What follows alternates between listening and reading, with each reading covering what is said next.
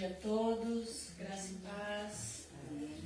Vamos abrir as nossas Bíblias, o livro de Salmos, capítulo 8.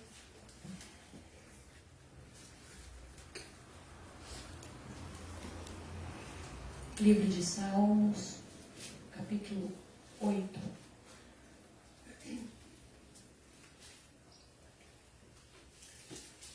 Fala sobre a glória divina e a dignidade do Filho do Homem. Amém? Ó Senhor, Senhor nosso, quão magnífico em toda a terra é o teu nome, pois expusestes nos céus a tua majestade.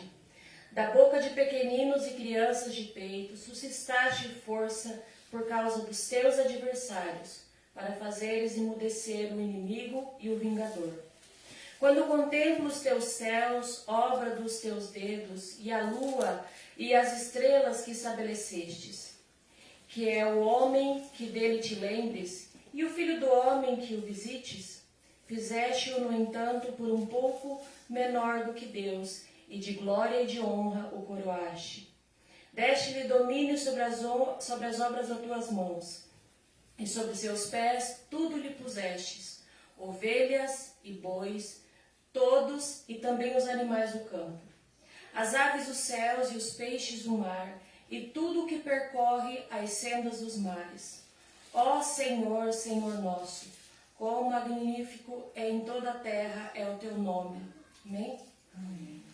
Pai, obrigado, Deus, por essa manhã onde estamos reunidos em tua casa, Senhor, como os teus filhos, tua igreja, num só corpo, Pai, num só espírito, ó Deus.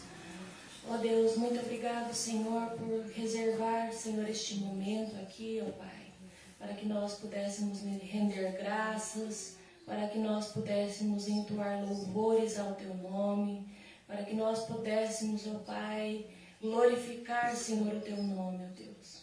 Porque tu és, Senhor, digno da nossa vida, tu és digno do nosso respirar, tu és digno do nosso louvor, ó Deus.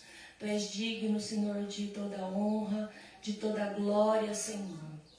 A tua palavra diz que todo ser que respira louve ao Senhor. E o Senhor tem nos dado vida, o Senhor tem nos dado saúde, o Senhor tem nos dado, Pai, alegria. E nós, Pai, em forma de gratidão, de retribuir, Senhor, nós estamos aqui nesta manhã, Pai, para louvar o teu nome, para te agradecer, Senhor, com o nosso coração rendido a ti, com o nosso coração, Senhor, prostrado a ti, Senhor. Obrigada, Senhor, por cada vida que aqui está. Obrigada por cada vida que o Senhor trouxe neste lugar nessa manhã, Senhor. Venha abençoar, Senhor, as nossas vidas. O Senhor conhece, Pai, cada pedido, cada vida que entrou neste lugar, Senhor, nesta manhã. Vem de encontro, Senhor, aos nossos corações, ó Pai. Vem, Senhor, abrir os nossos olhos, vem abrir o nosso entendimento, Senhor, para que nós possamos, Pai, receber da Tua santa palavra, Pai, ter discernimento, ó Deus. Vem, Senhor, receber nesta manhã tudo que nós fizermos neste lugar, Senhor, os louvores, Pai, a exposição da Tua palavra, Pai. Que seja, Senhor, feito conforme a Tua vontade, conforme o Teu querer. E que tudo seja feito para a honra e glória do Teu santo nome, ó Deus. É o que nós te pedimos, ó Pai, em nome de Jesus. Amém.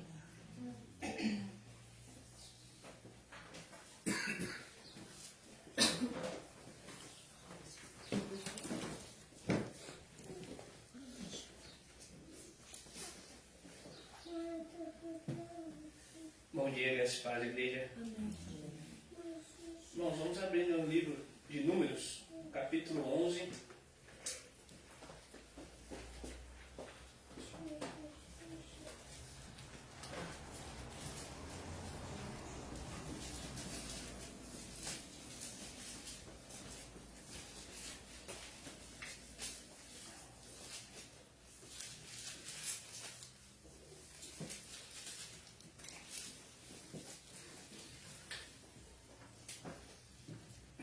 Amém? Versículo 1. A palavra de Deus diz assim: Queixou-se o povo de sua sorte aos ouvidos do Senhor. Ouvindo, o Senhor acendeu-se-lhe a ira e fogo do Senhor ardeu entre eles, e consumiu extremidades do arraial. Irmãos, só esse versículo. Aqui nesse versículo começa, o povo de Israel começou a se queixar. E aqui é onde foi a primeira vez de muitas murmurações que vemos aqui no livro de Números, onde cada uma provocava o Senhor e trazia consequências importantes. Eu vou ler mais uns trechos aqui, que é em Números 14, versículo 1. Então, toda a congregação levantou a voz e gritou, e o povo chorou naquela noite. E todos os filhos de Israel murmuraram contra Moisés e Arão. E toda a congregação lhes disse, antes tivéssemos morrido na terra do Egito, ou tivéssemos morrido neste deserto. Por que nos traz o Senhor a esta terra para cairmos à espada? Nossas mulheres e nossos pequeninos serão por presa. Não seria melhor voltarmos para o Egito? E diziam uns aos outros, constituamos um por chefe e voltemos para o Egito. E em Números 20, versículo 2,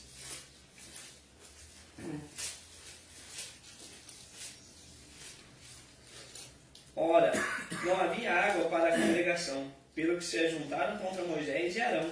E o povo contendeu com Moisés, dizendo, oxalá, tivéssemos perecido quando pereceram nossos irmãos perante o Senhor. E em Números 21, versículo 5. E o povo falou contra Deus e contra Moisés. Por que nos fizeste subir do Egito para morrermos no deserto? Pois aqui não há pão e não há água, e a nossa alma tem fastio deste miserável pão. Irmãos, não deve haver lugar para murmurações na vida cristã. Esta foi uma lição que Israel aprendeu de maneira mais difícil e lentamente. Como vimos em alguns textos aqui, quando eles foram libertos da escravidão do Egito, já começaram a reclamar. Reclamaram da água, que não faltava água, do pão, que era o maná que caía do céu, para eles era algo sem graça. E nos dias de hoje, há murmúrios entre os cristãos. Há aqueles que, quando a vara desce, clamam contra as aflições. Eles perguntam, por que sou afligido deste modo? O que eu fiz para ser castigado desta maneira? Spurgeon, em um dos seus devocionais, diz, uma palavra para vocês, ó murmuradores. Por que deveria murmurar contra as provações de seu Pai Celeste? Ele pode tratá-lo com mais rigor que você merece? Considere que um dia você foi rebelde, mas ele o perdoou. Certamente, se ele, em sua sabedoria, ver que deve castigá-lo agora, você não deveria reclamar. Afinal, você está sendo atingido tanto quanto seus pecados merecem. Irmãos, murmurar parece ser uma coisa pequena, mas é um sinal de que falta gratidão. Sempre que a incredulidade e a falta de gratidão marcam a vida dos filhos de Deus, as consequências são inevitáveis. Podemos não ter que vagar 40 anos no deserto, mas nossa própria murmuração não é isenta de custo. Mas se porventura murmurar contra a disciplina, tome cuidado, pois ela será mais rígida com os murmuradores. O apóstolo Paulo escreveu à igreja primitiva, lembrando eles da história de Israel como um aviso. 1 Coríntios 10.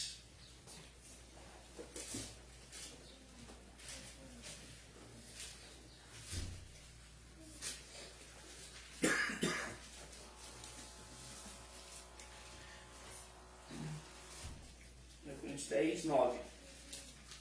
E não pratiquemos imoralidade, como alguns deles o fizeram, e caíram num só dia 23.000. Não ponhamos o Senhor à prova, como alguns deles já fizeram, e pereceram pela mordedura das serpentes. Nem murmureis, como alguns deles murmuraram, e foram destruídos pelo exterminador.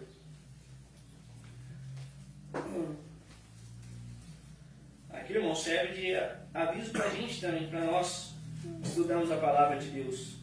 Mas saibamos de uma coisa: todas as suas correções são enviadas em amor, para purificá-lo e levá-lo para mais perto dele.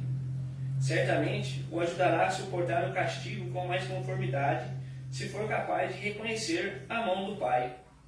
Para finalizarmos, irmãos, fomos libertos da escravidão do pecado por Cristo, com o derramamento de seu sangue na cruz, onde nós também partimos para uma jornada, não para Canaã, mas para o céu.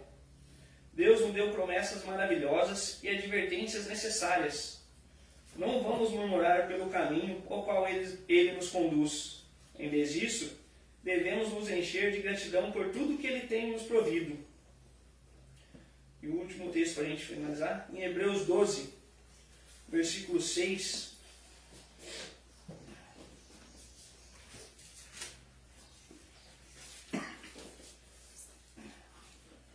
Pois o Senhor corrige ao que ama e açoita a todo o que recebe por filho.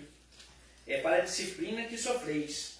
Deus vos trata como a filhos, pois qual é o filho a quem o pai não corrija? Mas se estáis sem disciplina, de qual todos se têm tomado participantes, sois então bastardos e não filhos.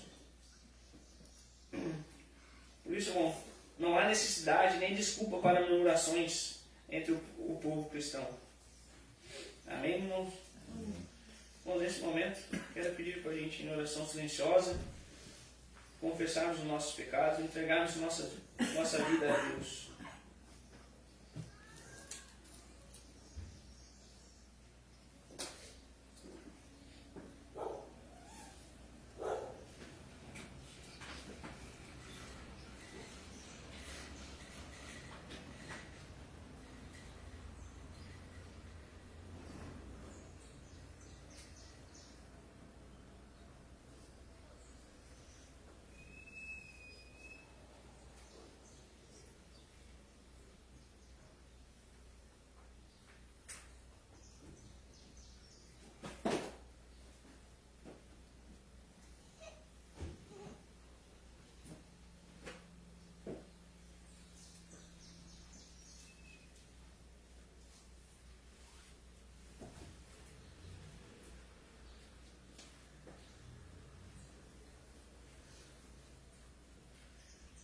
Meu Deus, meu Pai, nós chegamos nesse momento a Ti, ó Deus, para entregarmos nossos pecados, ó Pai.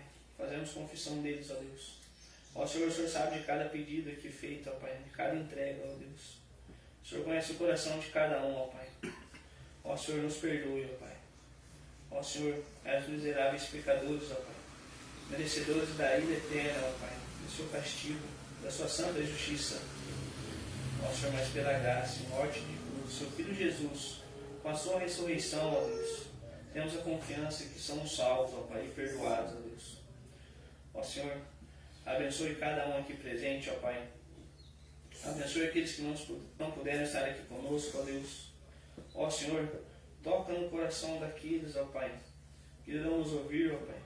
Seja passando ali na rua, seja algum vizinho, ó Deus, seja mesmo pela internet, ó Pai. Ó Senhor, que o Senhor abra o coração deles, ó Deus. Que eles consigam ver o Senhor de forma plena, ó Pai. Ó Senhor, continue nos ajudando nessa caminhada, ó Pai. Continuemos a ser uma igreja bíblica, ó Deus, e que sejamos praticantes da Sua palavra, ó Pai. Ó Senhor, que possamos alcançar mais pessoas para Ti, ó Deus. Que toda honra e toda glória é para Ti.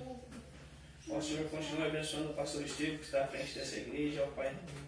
Fortalecendo, ó Pai, a sua família. Ó Senhor, que o Senhor dê força a eles, ó Deus. Ó Senhor, é isso que eu lhe peço, ó Pai. Em nome de Jesus. Amém.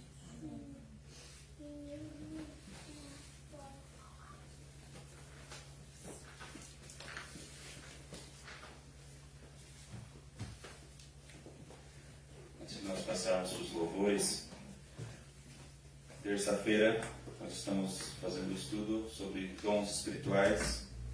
Como estamos aprendendo a maneira que o Espírito Santo tem agido na igreja do Senhor. Esse vai ser na terça-feira, novamente às 20 horas e 19 minutos. Peço para os irmãos também que continuemos orando um pelos outros, através do qual o Senhor tem nos abençoado, tem sido um meio de graça para as nossas vidas, o Senhor tem nos guardado, o Senhor tem estado junto conosco. Peço que os irmãos continuem orando para que o Senhor possa trazer pessoas para nos ajudar, para o crescimento da obra aqui nesse lugar, não somente na nossa igreja, como temos dito, mas nas igrejas do nosso país, igrejas do nosso mundo, que o Senhor continue levantando pessoas para a obra do Senhor, pessoas essas que sejam bíblicas, pessoas essas que realmente desejam a verdade da Escritura e desejam realmente seguir o Senhor. Como nós temos dito, é um momento de nós orarmos também para a questão dos nossos governantes, tanto do nosso país, do nosso estado, nossa cidade. Sabemos que tem eleições que se achegam, sabemos que agora é um momento que pega mais fogo, e que o Senhor possa ter misericórdia, principalmente da nossa cidade, que o Senhor possa estar abençoando, e que as pessoas levantadas por Ele possam ser colocadas na nossa cidade, e possamos ser governados bem aqui nesse lugar. Amém?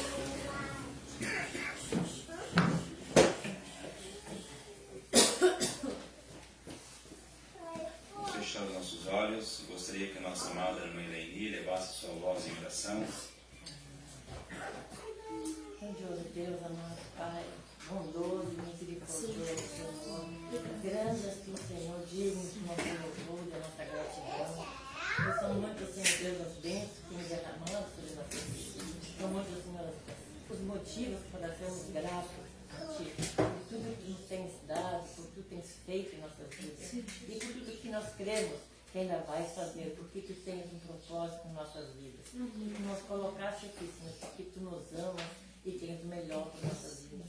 Muito obrigado porque podemos descansar e confiar em ti, Senhor, porque tu és um Deus fiel e bondoso e misericordioso, que não nos trata conforme somos dignos, porque nós somos falhos, mas tu és um Deus perfeito e bondoso, que nos ama incondicionalmente. Muito obrigada, Senhor. Pedimos que tu estejas falando conosco nessa hora. Nós necessitamos ouvir a tua voz, Senhor. Tua voz que é poderosa para transformar nossos corações que estão cheios de falha. Mas nós precisamos de ti, porque nós somos necessitados da tua graça, Senhor.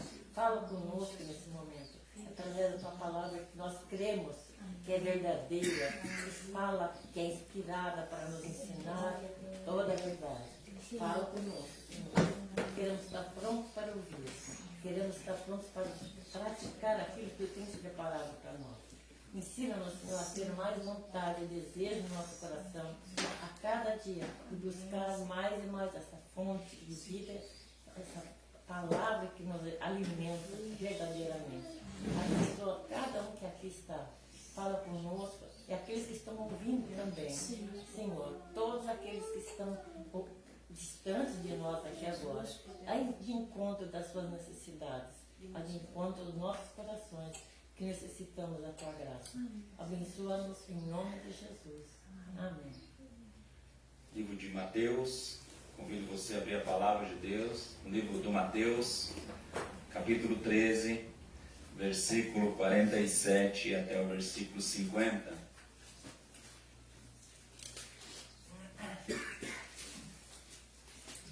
Nos alegramos mais uma vez de podermos estar reunidos como família do Senhor, como corpo de Cristo, nessa manhã de domingo.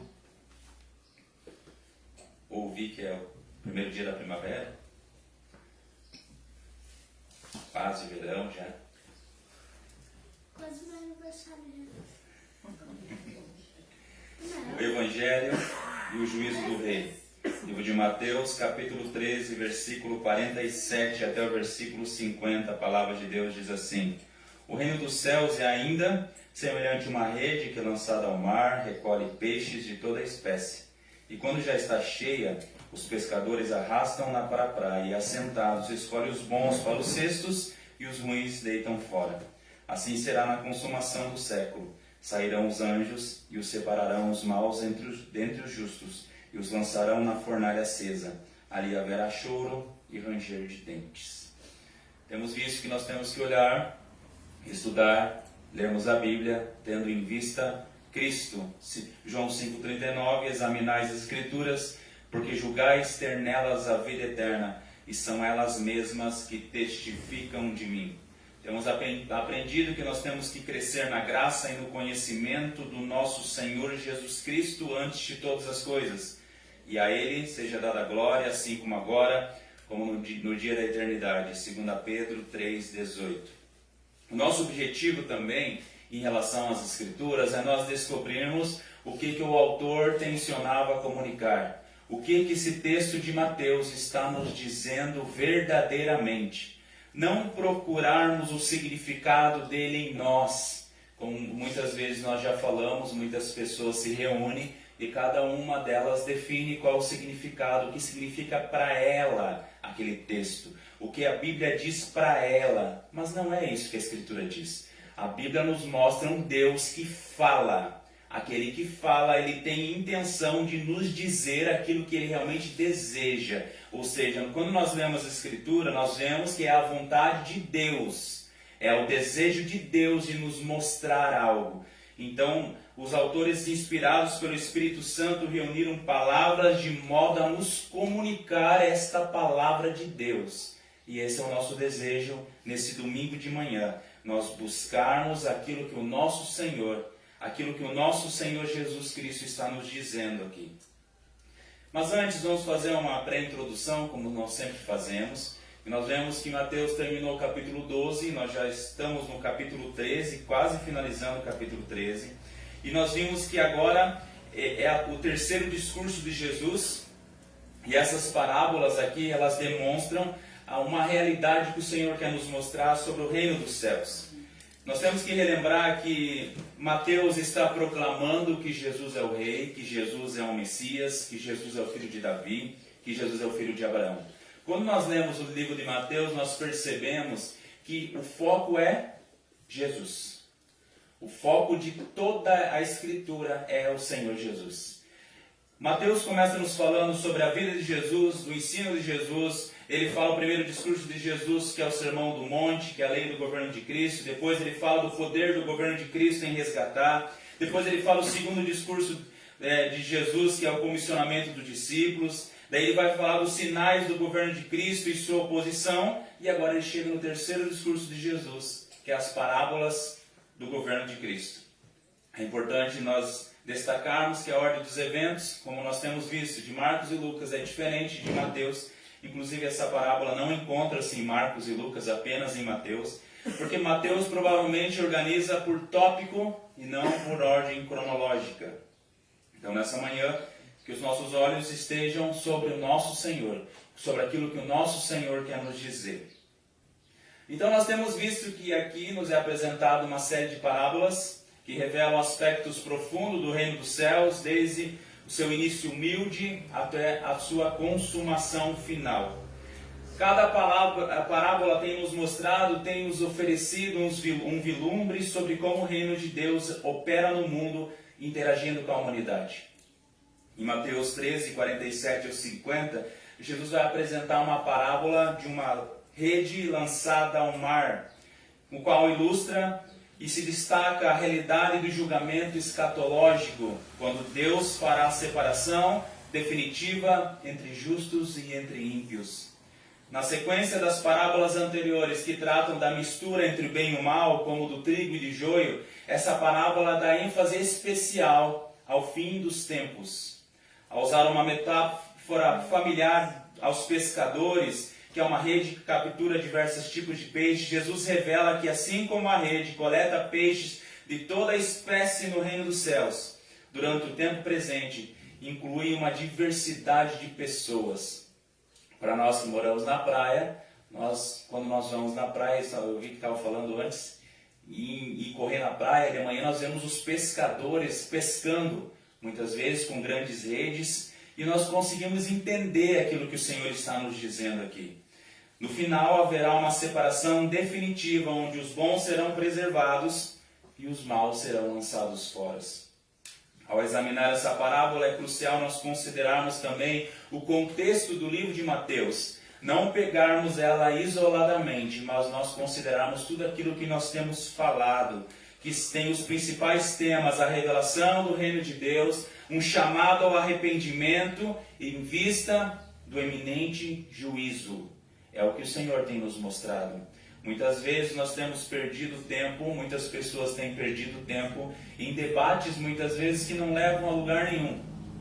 Como algumas vezes tenho conversado com o irmão Juninho sobre isso, muitas pessoas às vezes perdem tempo e se esquecem que o tempo está passando. E é necessário que as pessoas vejam que a justiça de Deus trará um julgamento final para todos, inclusive para mim e para você. Nós temos que ter em mente que Deus é soberano sobre o julgamento, seja nos céus e seja sobre a terra. E Ele fará separação entre os eleitos e aqueles que serão condenados. Portanto, ao nos debruçarmos sobre esses versículos, nós devemos fazê-lo com senso de urgência, com senso de reflexão, pois eles apontam para uma realidade que nos afeta diretamente, que é o juízo perfeito de Deus, a certeza do juízo de Deus, a certeza do juízo final e a necessidade de estarmos preparados para o retorno de Cristo, quando Ele julgará todas as nações. Sabemos que todos nós aqui não somos eternos nessa terra. Chegará um momento que nós estaremos face a face com o Senhor e prestaremos conta de tudo aquilo que nós fazemos.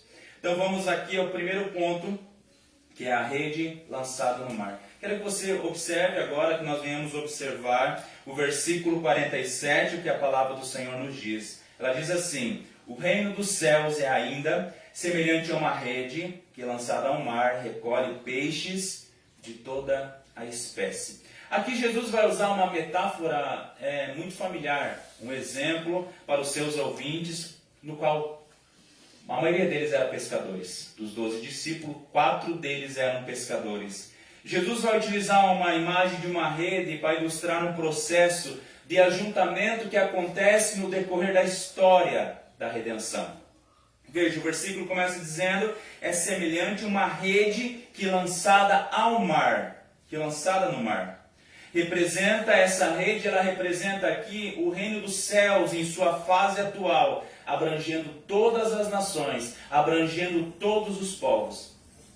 Irmãos, nós sabemos que existem diversas formas de pescar, por exemplo, a mais tradicional que eu vejo é a do anzol, não é? A pessoa pega uma vara e joga no mar. Mas aqui, esse termo aqui, ele significa uma rede de arrasto, que é o grego, que eu não vou me arriscar a falar. Que essa rede de arrasto abrange uma grande diversidade de peixes, representando aqui a inclusão de todos os convites do reino, sendo os bons e os maus.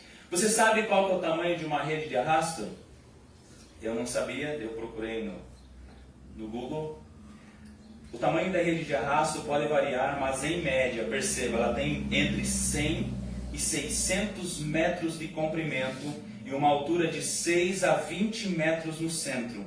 As extremidades da rede podem ter uma altura de 2 a 10 metros. A rede de arrasto fica um barco em cada lado e a rede é colocada no centro e ela vai passando, vai arrastando, carregando diversos peixes, milhares de peixes. Lembre-se aqui que o reino dos céus, como descrito ao longo de Mateus, está se manifestando progressivamente ao longo da história. É como se essa rede estivesse passando por toda a história, desde o começo, desde quando Deus criou essa terra. Está arrastando diversas pessoas e está vindo até que chegará um momento de um julgamento definitivo que será revelado no fim dos tempos. Esse é o primeiro ponto que o nosso Senhor está nos mostrando. É o ponto que Jesus nos mostra na sequência do verso. Veja o que está escrito. Ele recolhe peixes de todas as espécies. No presente, o reino inclui tanto justos quanto injustos. O ato de lançar a rede representa a oferta geral do Evangelho a todas as pessoas. Jesus mesmo disse, vinde a mim todos os que estáis cansados e sobrecarregados, e eu vos aliviarei. Muitas pessoas ouviram a sua voz. É importante nós observarmos que assim como a pesca com a rede se capturam todos os tipos de peixes, o Evangelho é proclamado para todos.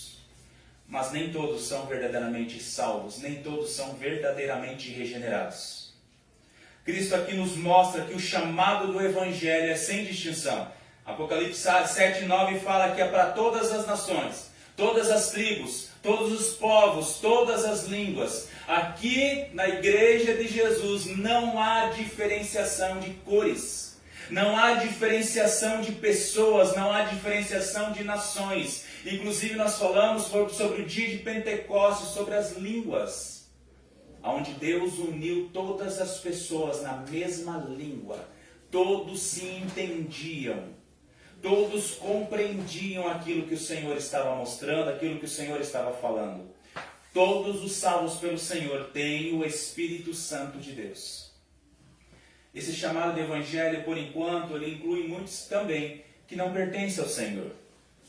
Essa rede ela vai puxando tanto peixes bons quanto os peixes ruins. E o nosso Senhor Jesus está nos mostrando que chegará um momento que finalmente esses serão separados. A rede da história ela está passando. Muitos de nós já estamos nessa rede.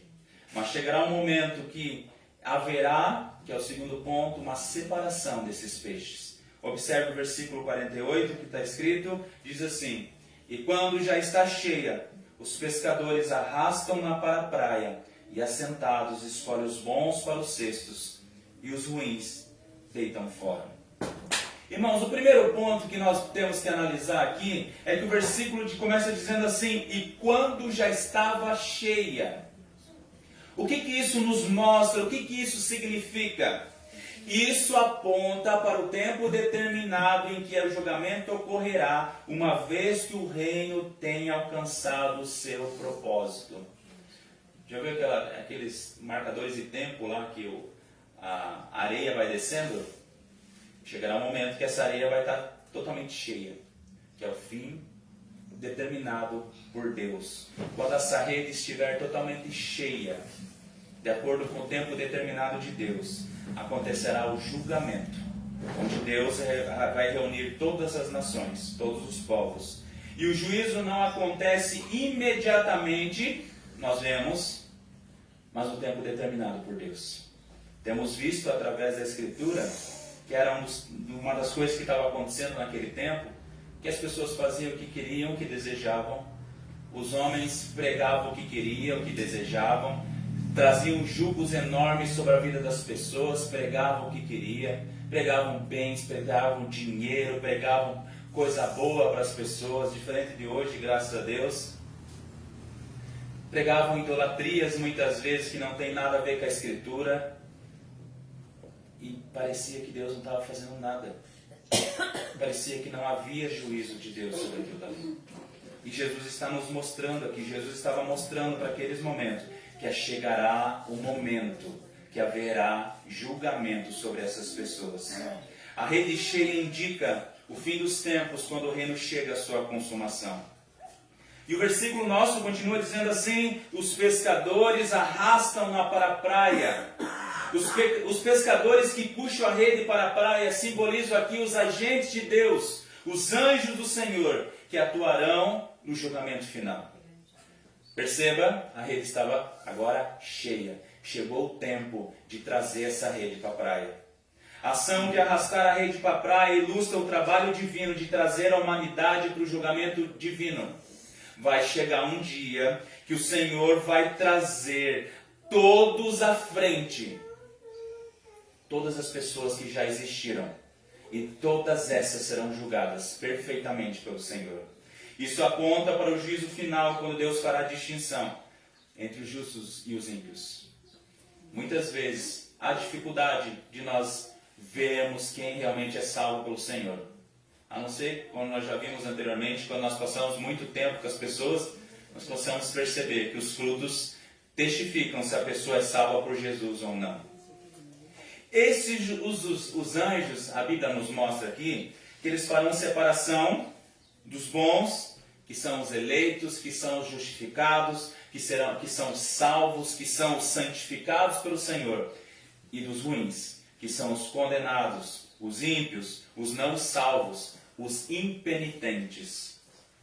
Observe o nosso versículo, ele diz assim: e assentados, eles escolhem os bons, eleitos, salvos. Para os cestos e os ruins, que não são os não eleitos, os ímpios, os deitam fora.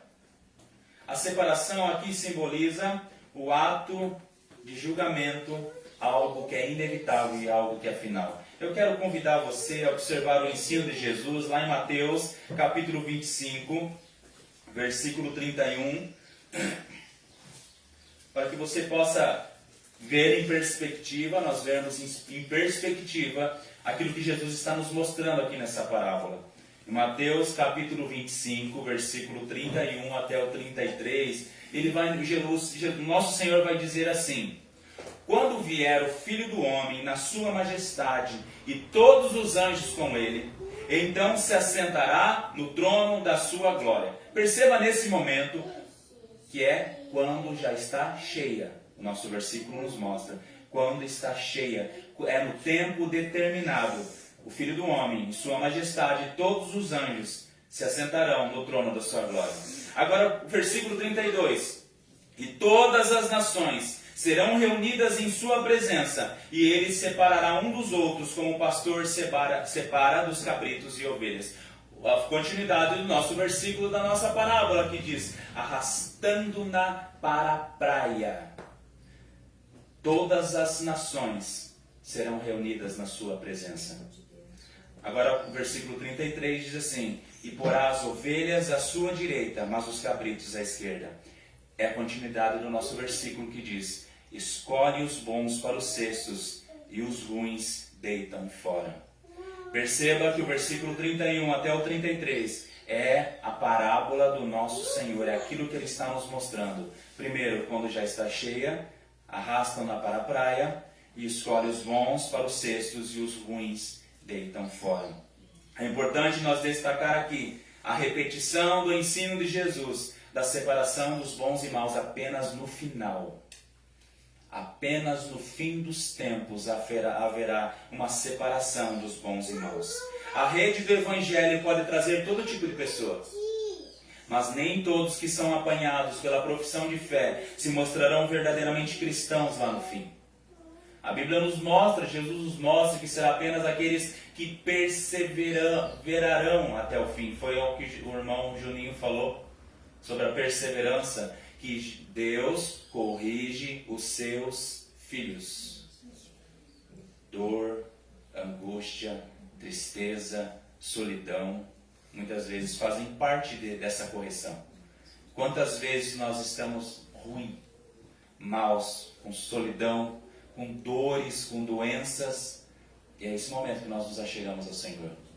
É nesse momento que nós nos achegamos como no colo do Pai, dizendo: Senhor, eu não estou aguentando mais. Está doendo, Senhor. Daí o Senhor nos faz uma massagem, um carinho, nos dá um remédio, não é? É a correção do Senhor.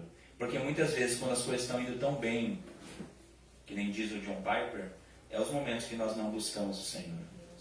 É o momento no qual nós não nos achegamos ao Senhor.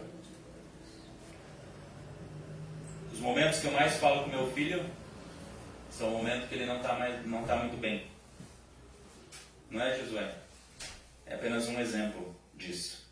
Quando os nossos filhos estão passando por necessidade, por tristeza e angústia, é o momento que mais nós nos achegamos até eles. Quando eles estão bem, muitas vezes está tudo bem, não precisamos conversar. Mas quando eles não estão indo bem, o que nós fazemos? É o momento que eles também se achegam mais para pedir ajuda. É isso que a palavra de Deus nos mostra também. O terceiro lugar, é isso que nós vemos na sequência aqui. O juízo final. Versículo 49, a palavra de Deus diz assim: assim será na consumação do século. Sairão os anjos e separarão os maus dentre os justos. Aqui Jesus vai aplicar a parábola ao evento escatológico. O fim do mundo, no fim do mundo, que é na consumação do século que o Senhor está dizendo, os anjos de Deus executarão o julgamento, separarão os maus dentre os justos. A separação entre os maus e justos é definitiva. Não vai haver mais esperança.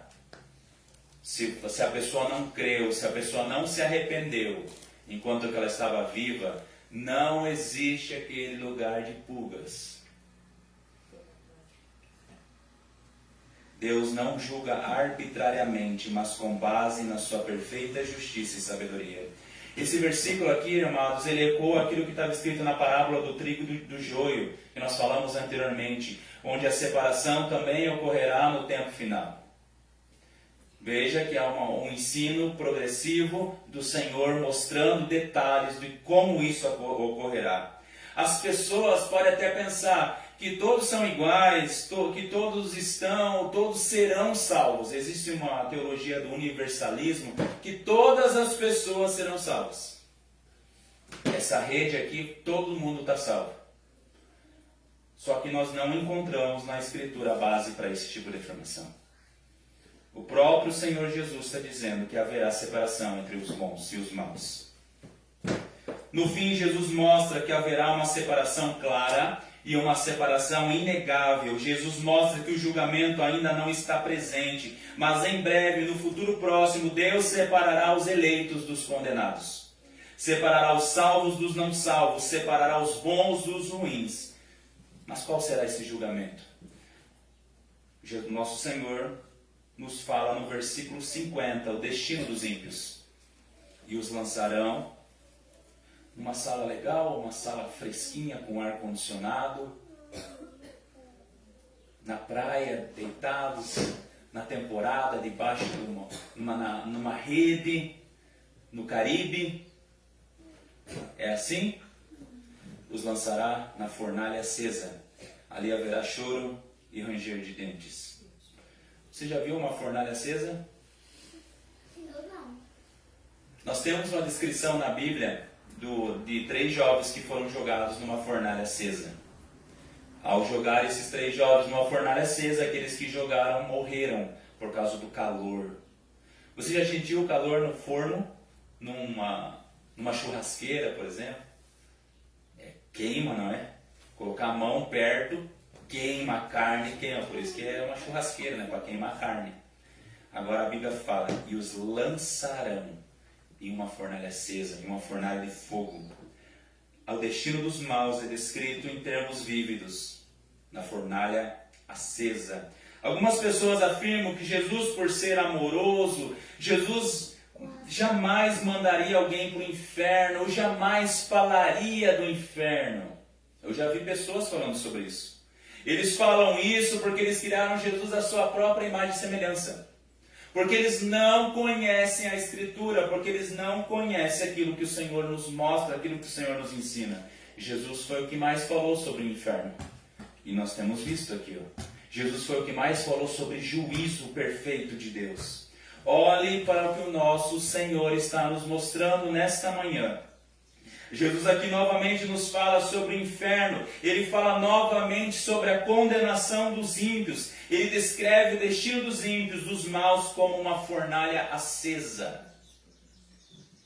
O salmista fala sobre isso também. Eu convido você a abrir a palavra de Deus. De um versículo que as pessoas não gostam. Salmos capítulo 5, versículo 5.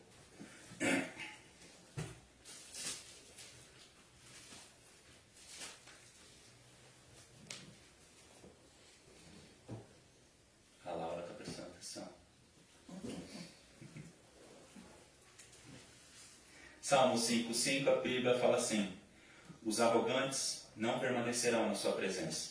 Perceba, Deus é santo. Odeias a todos que praticam a iniquidade, ou aborreces a todos os que praticam a iniquidade. Santo juízo de Deus. Salmo 5 fala sobre, primeira parte do versículo, Deus é santo. Segunda parte do versículo, o santo juízo de Deus. Deus odeia de forma justa, de forma santa, todos os que praticam a iniquidade. Isaías também fala sobre isso. Convido você a abrir a palavra de Deus em Isaías capítulo 66, versículo 24. Isaías capítulo 66, versículo 24.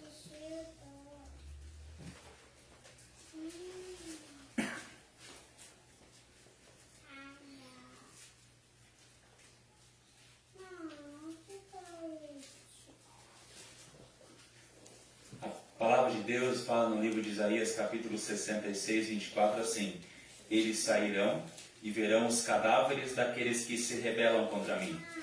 Deus é santo, porque o seu verme nunca morrerá, nem o seu fogo se apagará, e eles serão um horror para toda a humanidade. Santo juízo de Deus. O depósito de lixo de Jerusalém se tornou símbolo de punição e angústia perpétua, aqui no livro de Isaías. Como Jesus ensinou, haverá uma separação final de justos e ímpios. Os justos irão para o gozo eterno, os ímpios para o tormento eterno. É isso que a palavra de Deus está dizendo. Olhe para a parábola que o Senhor está nos mostrando. Essa fornalha acesa simboliza a condenação eterna ao inferno, que é um lugar de tormento, é um lugar de desespero, é um lugar de dor, de aflição eterna. Você já sentiu angústia por um dia? Agora imagina sentir angústia pelo resto da eternidade. As dores desta vida nem se comparam àquelas que acontecerá no dia do juízo final, a partir do juízo final. Sabe por quê? Porque está escrito no nosso versículo: e haverá choro e ranger de dentes. Eu já vi uma pessoa ranger os dentes quando eu estava com dor.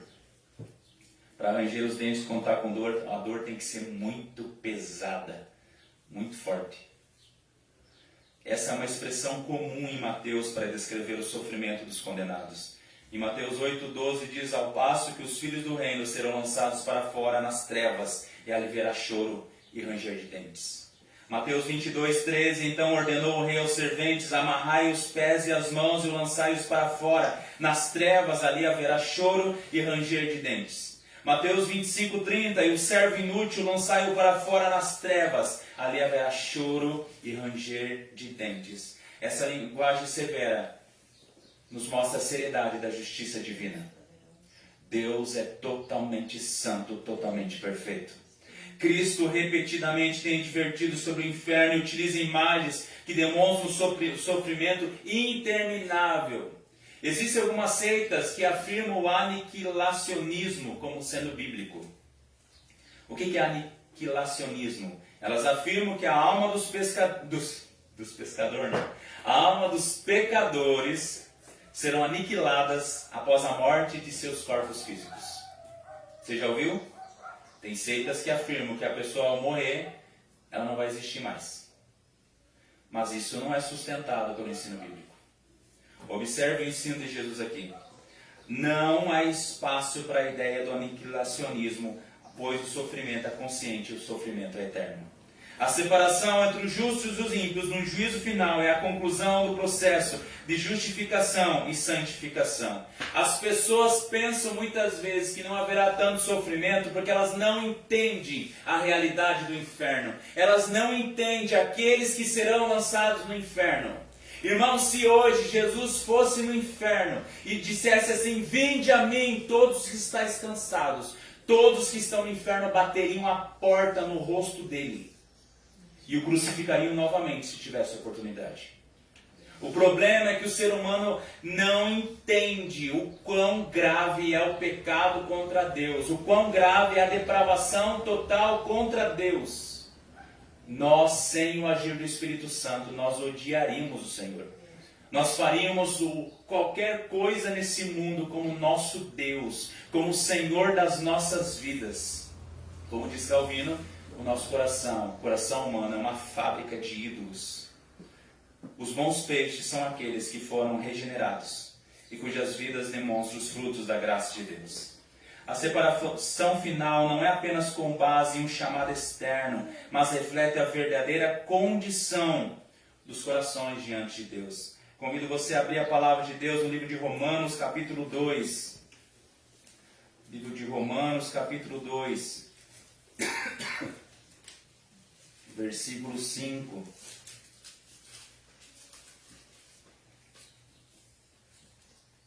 Romanos capítulo 2, versículo 5 até o 8, a palavra de Deus nos mostra, nos diz assim: mas segundo a tua dureza e coração impenitente, acumulas contra ti mesmo ira para o dia da ira e da revelação do justo juízo de Deus, que retribuirá a cada um segundo o seu procedimento. A vida eterna aos que, perseverando em fazer o bem, procuram glória, honra e incorruptibilidade. Observe os eleitos do Senhor. Mas ira e indignação aos faciosos que desobedecem à verdade e obedecem à injustiça. Os ímpios não salvos pelo Senhor. Jonathan Edwards, em seu sermão Os Pecadores nas Mãos de um Deus Irado, enfatiza que os ímpios, como peixes ruins, serão lançados na destruição eterna, pois a justiça de Deus exige a punição daqueles que não se arrependeram dos seus pecados e não colocaram a sua fé em Jesus. Irmãos, eu quero trazer algumas aplicações práticas para as nossas vidas, para a Igreja do Senhor. A primeira delas é a urgência na evangelização. A parábola da rede lançada no mar nos lembra que o Evangelho é proclamado para todas as pessoas, mas nem todos responderão de forma genuína. A imagem de peixes bons e ruins capturados na mesma rede nos alerta para a realidade de que muitas pessoas vão ouvir o Evangelho, muitas vezes vão até se associar em alguma igreja, mas não têm o verdadeiro arrependimento e não têm a verdadeira fé. Muitos que dizem Senhor, Senhor, não foram verdadeiramente salvos, é aquilo que Jesus nos mostra anteriormente. Diante desta realidade, a igreja deve se sentir na urgência de pregar o Evangelho com fidelidade, clamando a todos ao arrependimento genuíno e à fé em Cristo. Irmãos, muitas vezes uma pregação sobre isso que nós estamos falando nessa manhã esvazia igrejas inteiras. Porque as pessoas não querem ouvir falar sobre o inferno, sobre juízo, santidade de Deus. Diante dessa realidade, a igreja deve sentir a urgência de pregar o Evangelho com fidelidade, chamando a todos ao arrependimento verdadeiro, à fé genuína. Essas obras, arrependimento e fé não salvam, mas elas testificam que nós somos salvos. Você já cometeu algum pecado essa semana? Se nós disser que não, já estamos pecando de novo. Sim, pecamos, não é? E se esse pecado não fazer você se sentir mal, não doer o teu coração, nós temos que ver se verdadeiramente nós somos salvos pelo Senhor.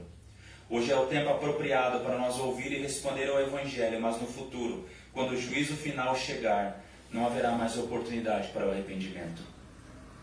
Amós 8, 11 ao 12, diz assim: Eis que vem dias, diz o Senhor Deus, em que enviarei fome sobre a terra, não de pão, nem sede de água, mas de ouvir as palavras do Senhor. Andarão de mar a mar e do norte até o oriente, correrão por toda parte, procurando a palavra do Senhor, e não a acharão. Vai chegar um tempo que não vai haver mais tempo. E nós temos que estar cientes disso, em relação aos nossos amigos, em relação aos nossos familiares. É o tempo apropriado de nós levarmos a palavra do Senhor para eles. O segundo é o discernimento espiritual e a santidade na igreja. A separação entre justos e ímpios simboliza na parábola pelos pescadores separando os peixes bons dos ruins. Ele ressalta a necessidade de nós termos discernimento espiritual dentro da igreja. É interessante que na terça-feira nós estamos falando sobre isso também. Os dons do Espírito tem um que é o de discernimento espiritual, onde nós aprendemos que isso agora é através da palavra de Deus, onde nós conseguimos discernir por meio do Espírito Santo aqueles que são salvos ou não pelo Senhor, aqueles que fazem parte da igreja do Senhor e aqueles que não fazem parte da igreja do Senhor. Embora a separação final seja feita por Deus no fim dos tempos, a igreja desde já busca promover a santidade entre todos os membros. Inclusive, para minha tristeza de muitos pastores, essa semana teve um pastor que confessou que teve um caso de um caso inapropriado com uma mulher, um dos pastores mais requisitados lá nos Estados Unidos. Livros maravilhosos que Deus tem usado muito da sua obra. Ele confessou que teve um caso inapropriado nesse momento e foi afastado da igreja através da disciplina eclesiástica. E nós vemos que é necessário que nós venhamos manter a santidade entre nós, entre os membros da igreja, ajudando-nos a crescer na fé, a discernir aqueles que genuinamente seguem a Cristo. Nós devemos sempre ensinar e aplicar aquilo que Jesus falou em Mateus 18, 15 a 17, que é a disciplina eclesiástica. Se alguém comete um pecado, nós vamos lá e falamos com ele. Que era algo que nós vimos também, estamos vendo na terça-feira, que não acontecia na igreja de Corintos, onde eles deixavam rolar tudo. Imagina nós congregando no mesmo local, na mesma igreja, e nós colocarmos processos judiciais uns nos outros. Que comunhão, que corpo que é esse? E era um dos pecados mais leves daquela igreja. Além disso, o ensino sobre santificação e o chamado à vida de pureza e obediência devem ser enfatizados. O objetivo da disciplina eclesiástica é arrependimento e restauração. É o desejo que essa pessoa seja restaurada, que ela peça perdão do seu pecado e ela conviva na igreja do Senhor com todos nós. Que cada um de nós venha sempre se examinar também à luz das Escrituras, buscando uma vida de integridade diante de Deus. Porque 2 Coríntios 13, 5 diz assim: examinai-vos a vós mesmos se realmente estáis na fé. Provai-vos a vós mesmos ou não reconheceis que Jesus Cristo está em vós. Se não é, que já estáis reprovados. Terceiro lugar, a realidade do juízo final deve moldar a nossa vida. A parábola destaca o juízo final, quando os anjos separarão o justo dos ímpios e os lançarão numa fornalha acesa. Levante a mão quem gostaria de entrar nessa fornalha acesa. Quem está meio dormindo, é? Amém. Esse é um lembrete solene da seriedade da justiça de Deus e da realidade do inferno. Como reformados, nós cremos que Deus, em sua soberania, escolheu os seus eleitos, mas isso não deve nos levar à inércia. Pelo contrário, a certeza do juízo deve nos mover a viver de maneira que reflita a seriedade desse evento. Jesus vai voltar. Isso deve nos levar a nos quebrantar perante o Senhor, como diz o Paulo Ache, qual que foi a última vez que tu chorou por causa de um pecado? Devemos nos esforçar para viver em santidade, não apenas como indivíduos, mas como a comunidade, ajudando uns aos outros a crescer em piedade e fidelidade, a sermos homens piedosos, mulheres piedosas na presença do Senhor. Também devemos lembrar continuamente da realidade do inferno, o que nos impulsiona a amar e a advertir aqueles que estão perdidos. Os pais que deixam seus filhos fazerem aquilo que querem, esquecem que um dia o Senhor vai voltar. Esquece de falar sobre o Evangelho para os seus filhos, esquece de falar sobre as verdades do Evangelho. Eu vejo tantas pessoas que não advertem seus filhos, que não corrigem os seus filhos. Como diz o pastor Paulo Júnior, no futuro eles serão os monstros da sociedade. Onde se alguém disser um não para ele, ele pega uma arma e mata. As pessoas não consideram essas coisas, porque acham que não tem problema nenhum, meu filho é bonzinho, ele é tão bonzinho, ele nem comete pecado. É porque você está cego, você não consegue ver. 1 Coríntios 10:31 fala, portanto, quer comais, quer bebais ou façais outra coisa qualquer, fazei tudo para a glória de Deus. Em quarto lugar, o consolo para os crentes em meio à injustiça. A certeza que haverá uma separação final é um grande conforto para os cristãos, que muitas vezes enfrentam injustiças e sofrimentos no mundo. No presente, o justo e o ímpio convivem lado a lado e muitas vezes parece que só a impiedade prospera, a corrupção prospera. Os corruptos se elegem, as pessoas que fazem coisas ruins ficam ricas, milionárias. Contudo, a promessa de que Deus trará justiça plena no fim dos tempos fortalece a nossa esperança. Como a Igreja de Cristo, nós devemos nos consolar, nos ajudar, principalmente quando nós sofremos injustiças, perseguições ou tribulações. Nós sempre temos que lembrar que Deus não é indiferente ao mal. E que um dia todas as coisas serão trazidas à luz e serão julgadas. Isso nos ajuda a viver com paciência, com esperança, sabendo que Deus fará a justiça perfeita. Ore sempre para Cristo. Em breve Ele voltará e o seu reino virá em plenitude. Filipenses 3, 20 e 21 diz assim, pois a nossa pátria está nos céus, de onde também aguardemos o Salvador, o Senhor Jesus Cristo, o qual transformará o nosso corpo de humilhação para ser igual ao corpo de sua glória, segundo a eficácia do poder que Ele tem, até subordinar a si mesmo todas as coisas. Paulo escreveu a maioria dos textos em prisões injustas por causa do Evangelho do Senhor. Muitas vezes em sofrimentos, em dores intensas. E ele fala, a nossa pátria está nos céus. Graças a Deus hoje nós vivemos num país que é livre para nós pregarmos o Evangelho. Para nós falarmos das coisas de Deus. Para nós nos reunirmos aqui no lugar que nós temos, um lugar especial para nós nos reunirmos como família de Deus. Mas nós não sabemos o que vai acontecer amanhã. E nós devemos sempre estar lembrando da Escritura que a nossa pátria está nos céus. Nós não podemos ter o nosso coração nas coisas dessa terra. Tudo isso passa. Você pode ter R$1 bilhão. No dia que você morrer, não cabe no caixão. Quantas pessoas que têm muitos bens, muito dinheiro, mas não vão poder levar junto com elas. Em quinto lugar, o compromisso com a soberania de Deus no julgamento. A parábola nos mostra a soberania de Deus na separação final entre os justos e os injustos. O juízo pertence ao Senhor. E isso nos ensina a confiar na justiça perfeita de Deus. Isso deve nos afastar também de julgamentos precipitados ou de tomar o lugar de Deus no ato de julgar as outras pessoas. não julgais, a Bíblia fala, não julgais de forma hipócrita. O que é de forma hipócrita? Se eu vejo que um irmão comete um pecado, mas eu também, se não fosse pela graça de Deus, também cometeria, eu não devo julgar aquela pessoa no sentido final, julgamento final. Para ele não há mais salvação. Quem sou eu para dizer isso?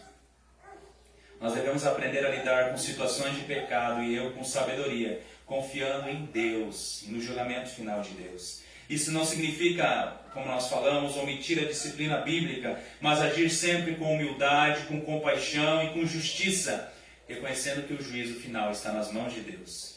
Além disso, nós devemos cultivar uma postura de oração, pedindo por arrependimento e salvação, mesmo para aqueles que hoje parecem estar longe de Deus. Mateus 5,7 diz: bem-aventurados os misericordiosos, porque alcançarão misericórdia. E para nós concluirmos, irmãos, eu quero que você imagine agora um pescador em uma grande praia, ao final de um longo dia de trabalho. Ele lança uma enorme rede ao mar, que ao ser puxada de volta está cheia de peixe, de todos os tipos. Assim como a rede não faz distinção entre os peixes, recolhendo tanto os bons quanto os ruins, o Evangelho é proclamado a todos, indiscriminadamente. Nós, biblicamente, entendemos que o Evangelho deve ser pregado a todas as pessoas, de todas as nações, independente de sua origem ou de sua condição. Olhe para esse pescador novamente. O pescador agora chega na praia e começa a separar os peixes. Ele coloca os peixes bons em cestos para levá-los ao mercado, enquanto os peixes ruins são descartados. Isso nos lembra que embora o Evangelho atinja muitos, nem todos responderão com fé verdadeira. No mundo há uma mistura de crentes verdadeiros e falsos, assim como a rede contém peixes bons e peixes ruins. Num dia, no final dos tempos, o grande pescador, que é Cristo, enviará seus anjos para separar os eleitos dos ímpios. Aqueles que foram transformados pela graça, frutos da obra redentora de Cristo, serão levados para o reino eterno. Mas aqueles que rejeitaram o Evangelho, permanecendo em seus pecados, serão separados e serão condenados. Assim como o pescador tem um momento específico para a separação, o Senhor também tem um tempo fixado para o julgamento final. O tempo da graça, no qual a rede do Evangelho é lançada, um dia vai se encerrar. Cada pessoa será julgada de acordo com aquilo que fez, de acordo com a fé que teve. Aqui nós vemos a soberania de Deus em salvar e sobre a seriedade do Evangelho. Deus, em sua graça, escolhe e preserva seu povo, mas também é justo em punir pecados. A rede lançada é uma oportunidade para todos ouvirem o Evangelho, mas o chamado de fé e arrependimento é urgente. Aqui é o tempo para arrepender-se, confiar em Cristo, antes que venha o dia da separação. Nesta manhã é o tempo de arrepender-se e crer no Evangelho. Porque pode ser que não haja mais tempo, agora de tarde. Como na parábola do joio, aqui Jesus ensina que a separação entre os que pertencem ao reino dos céus e aqueles destinados à destruição aguarda o final da era. Nós não sabemos quando é esse final. Até o tempo final, os cristãos e os incrédulos vão coexistir, à medida que o reinado de Deus for avançando serena e invencivelmente. Essa parábola nos traz uma profunda reflexão sobre a natureza do reino dos céus e o destino final de todos os seres humanos. Irmãos, essa parábola deve nos conduzir a uma visão urgente e solene sobre o reino dos céus e sobre o julgamento final. O Evangelho de Cristo, central em toda a Escritura, brilha como o único meio pelo qual nós podemos ser contados entre os bons peixes, os eleitos que herdarão a vida eterna. A obra de Cristo foi perfeita, a sua morte sacrificial e sua gloriosa ressurreição foram perfeitos. E ela é o fundamento sobre o qual os eleitos são justificados, santificados e finalmente glorificados. Ou nós somos salvos por meio de Cristo, por Cristo, ou nós não somos salvos. Não há outro caminho a não ser o nosso Senhor Jesus. Cristo, em sua soberania, chama pessoas de todas as nações, de todas as tribos, de todas as línguas, assim como a rede que apanha peixes de toda espécie. No entanto, nós vemos que haverá uma separação total. Aqueles que rejeitam a graça oferecida por meio do Evangelho, permanecendo em incredulidade e pecado, enfrentarão uma justa condenação. Irmãos, nós sabemos que essa obra não é nossa, que essa obra é de Deus. É Deus que em sua graça nos regenera, nos dá fé, nos dá arrependimento e nos sustenta na caminhada cristã até o dia da separação final. A obra de Cristo, irmãos, é a âncora da nossa esperança, a Bíblia fala. Ele nos salva e Ele nos preserva até o fim. 1 Pedro 1,5 fala que nós somos guardados pelo poder de Deus. Nossas vidas devem ser marcadas pela essa busca intensa de santidade, pela glorificação de Deus em todas as áreas. Que por meio dessa parábola nós venhamos ser motivados a confiar inteiramente no Senhor, a confiar inteiramente em Cristo, vivendo para Ele em todas as coisas.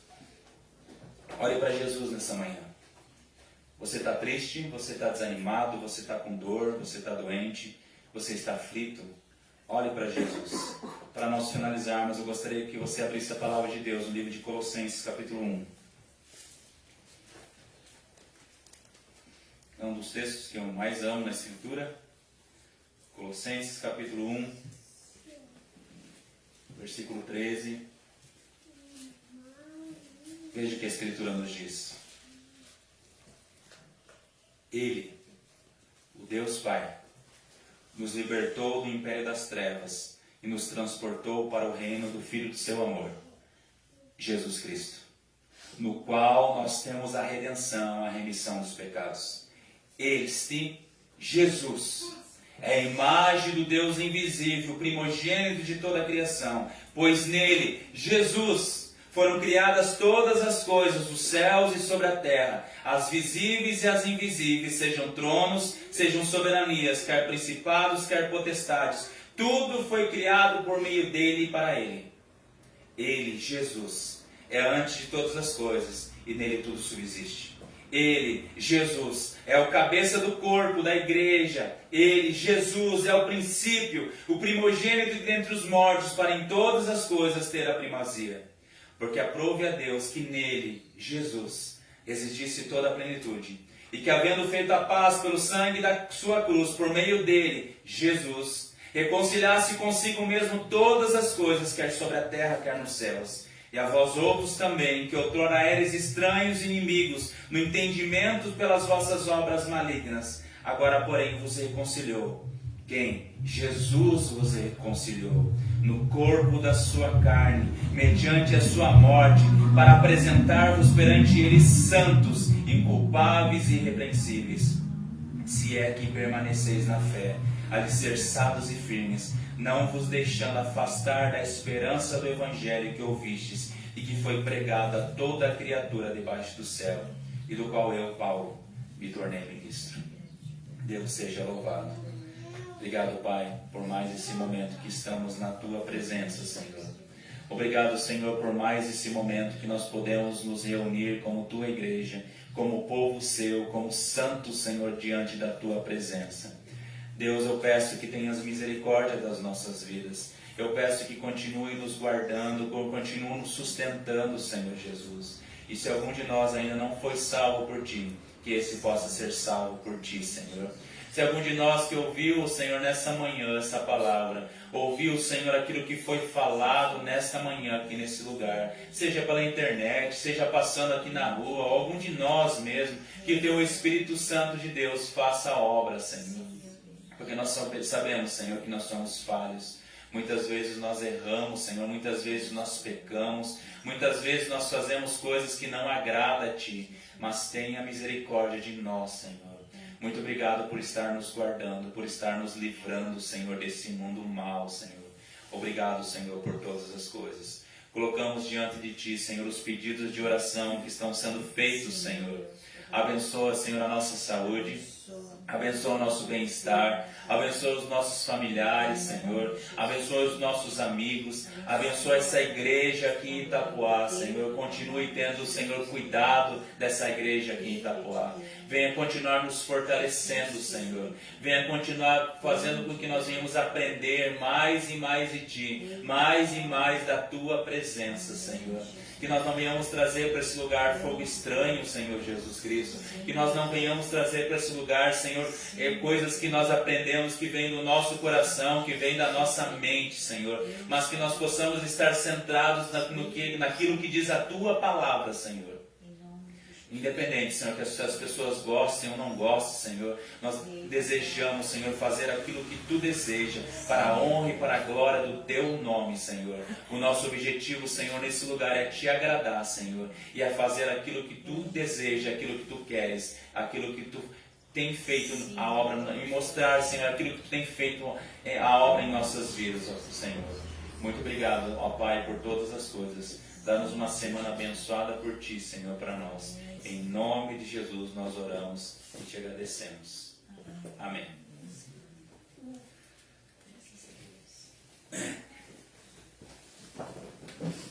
Vamos matar no